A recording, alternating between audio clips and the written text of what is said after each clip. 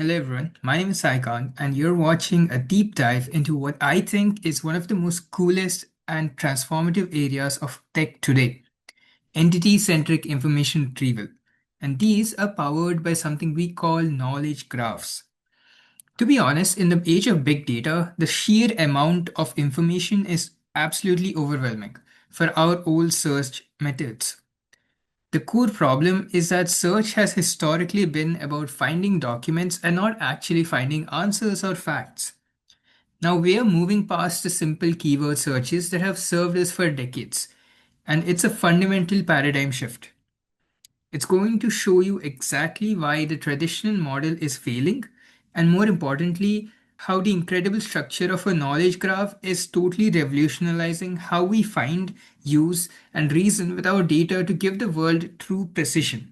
Our current systems, still running on statistical models like BM25, are amazing at one thing. They can find documents that use a keyword a lot, but they critically fail at understanding what those words actually mean.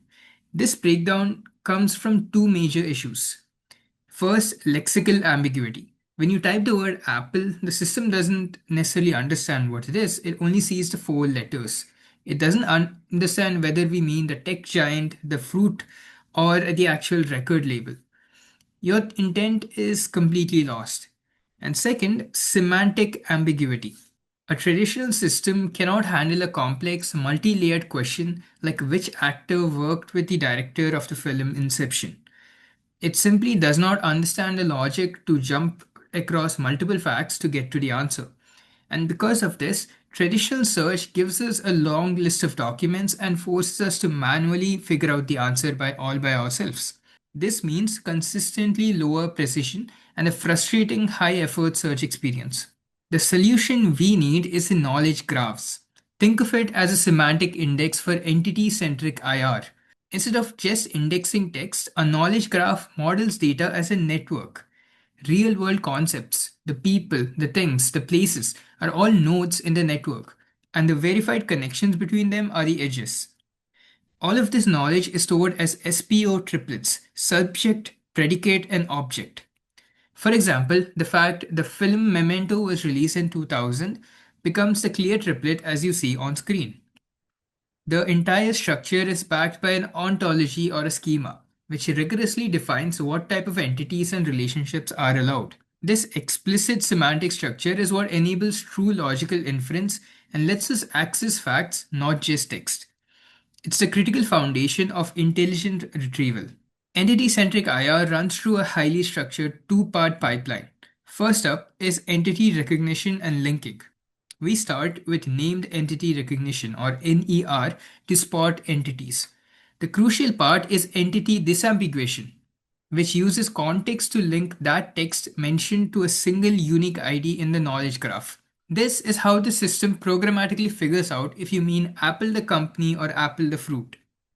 Next, we do relational and constraint extraction.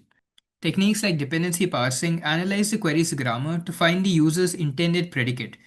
That core relational verb, like directed by, for example. At the same time, any number, dates, or categories get formalized as strict constraints. This whole process translates your messy natural language queries into a clean, verifiable, structured query that's ready to run. Once you have that plan, the query is translated into a graph language like Cypher or Sparkle. The real power is in graph traversal. The system efficiently follows the pre-joint relationships. That is orders of magnitude faster than doing complex join operations in a traditional database. That efficiency is what enables multi-hop inference. Think back to that complex query. For example, finding a person who worked with the director of a specific film that requires three sequential jumps or hops across the graph, linking three different entities. That graph architecture can execute that logical deduction almost instantly, giving you accurate answers to highly complex questions that would totally break a traditional search system. Now, let's put this into a real world context. For example, a e-commerce product search. Say a customer searches for durable running shoes for trail use under $150. The key challenge here is in understanding the subjective word durable. Traditional search systems had to rely on the word durable being in the product description. A knowledge graph, though, provides certainty. In the knowledge graph of e commerce, shoe A is linked to its material, say Gore-Tex, and Gore-Tex is in turn linked to the attribute durable. The entity-centric information retrieval system executes a multi-hop query to follow this semantic part, shoe to material to durability. It's not relying only on the text available, it's relying on the verified facts that exist within the graph. The system retrieves exactly the right shoes that satisfy the full semantic part and the price constraint, guaranteeing high relevance and precision, even if the word durable was never in the shoe's name. To really quantify this advantage, let's look at ranking. For the query, movies directed by Christopher Nolan before 2005, a traditional BM25 score would likely rank the super popular film The Dark Knight highest, just because the keyword Nolan is in a ton of documents.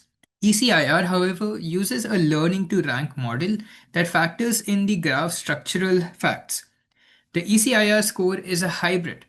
It takes in an initial score based on importance, like a graph page rank, but then applies a decisive constraint satisfaction bonus on the knowledge graph. As you can see in the table, when you give a bonus for satisfying the constraint year is less than 2005, the final ECIR score correctly prioritizes memento and insomnia.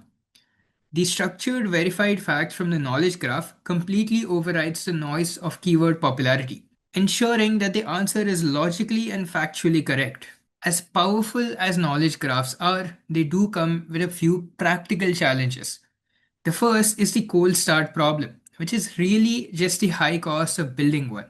Constructing a large scale knowledge graph from unstructured text is time consuming and it's prone to errors because of how messy natural language can be. We have two smart ways to mitigate this. First is distance supervision, which automatically labels large chunks of text for self training by matching existing knowledge graph facts to text mentions. This effectively bootstraps the system without huge amounts of manual work. Second, active learning intelligently analyzes new facts extracted by the NLP models and only prioritizes the ones with the highest uncertainty for human review. This maximizes the efficiency of the validation process and keeps the cost down. The second major challenge is data sparsity. Any knowledge graph is an incomplete model of the world, which means valid facts are often just missing, creating missing links and causing query paths to fail. To fix this, we use link prediction. This is really interesting. It maps entities and relations into low dimensional vector spaces, what we call knowledge graph embeddings, using models like TransE. Mathematically, the goal is to make sure that the vector for the subject plus the vectors for the predicate is closer to the vector for the object. We then use this distance to computationally infer and suggest missing facts that need validation. The final challenge is dynamic data scalability. For real time tasks like financial analysis, you can't have static knowledge. The answer is temporal knowledge graphs, where every fact is explicitly time stamped with a validity period and streaming graph processing architectures that allow for continuous incremental updates. The most exciting future for ECIR is in neurosymbolic AI. This starts with graph neural networks or GNNs, which are specially designed to learn highly expressive machine learnable vector embeddings for a knowledge graph structure. This power comes perfectly together in graph RAG or retrieval augmented generation. The graph RAG is a perfect synergy of the two.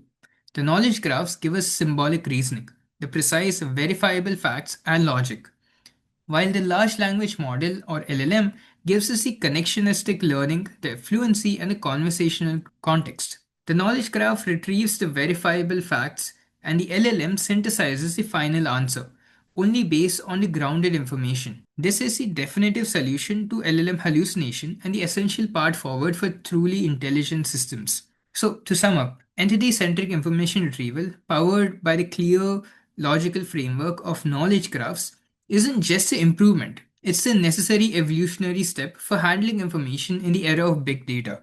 It allows us to move past the ambiguity and superficiality of keyword matching and into complex semantic reasoning. By treating data as a rigorous interlinked network of facts, entity centric information retrieval and knowledge graphs deliver a level of precision and contextual awareness that is currently transforming industries from e commerce to scientific discovery. This integrated technology is the essential foundation for every next generation intelligent information system out there. Thank you for watching.